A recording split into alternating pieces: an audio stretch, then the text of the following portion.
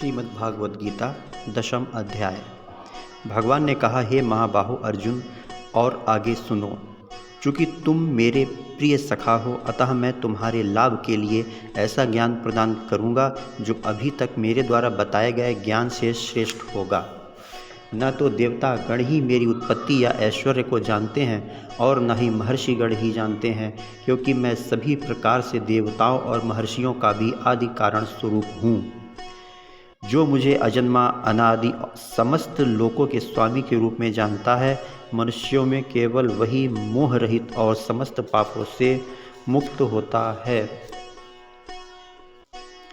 बुद्धि, ज्ञान, संशय और मोह से मुक्ति, क्षमा भाव, सत्यता, इंद्रिय निग्रह, मनन निग्रह, सुख दुख, जन्म मृत्यु, भय अभय, अहिंसा, समता, तुष्टि, तप, दान, यश अपयश, जीवों के ये विविध गुणों मेरे ही द्वारा उत्पन्न हुए हैं।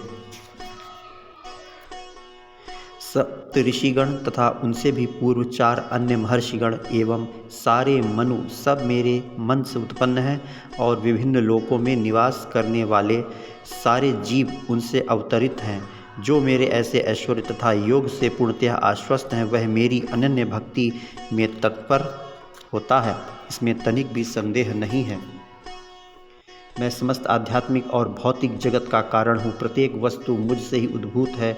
जो बुद्धिमान यह भली भांति जानते हैं, वे मेरी प्रेमा भक्ति में लगते हैं तथा हृदय से पूरी तरह मेरी पूजा में तत्पर रहते हैं।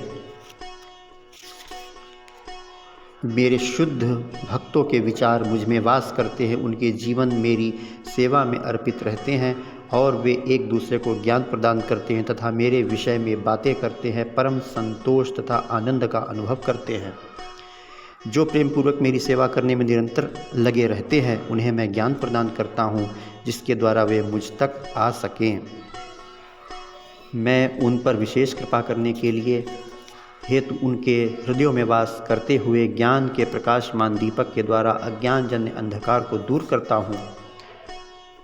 हे कृष्ण, आपने मुझसे जो कहा है मैं पूर्णतः सत्य मानता हूँ। हे प्रभु, न तो देवतागण न असुरगण ही आपके स्वरूप को समझ सकते हैं।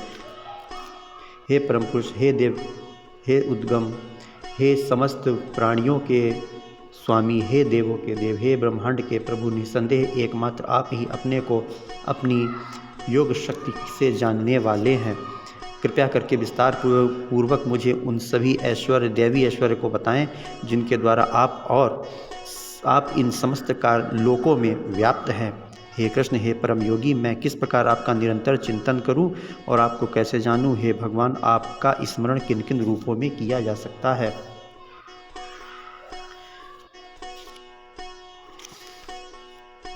भगवान बोले, मैं आदित्यों में विष्णु, प्रकाशों में तेजस्वी सूर्य, मरुतों में मरीचि तथा नक्षत्रों में चंद्रमा हूँ। मैं वेदों में सामवेद हूँ, देवों में इंद्र हूँ, इंद्रियों में मन हूँ तथा सभी जीवों में जीवनी शक्ति हूँ।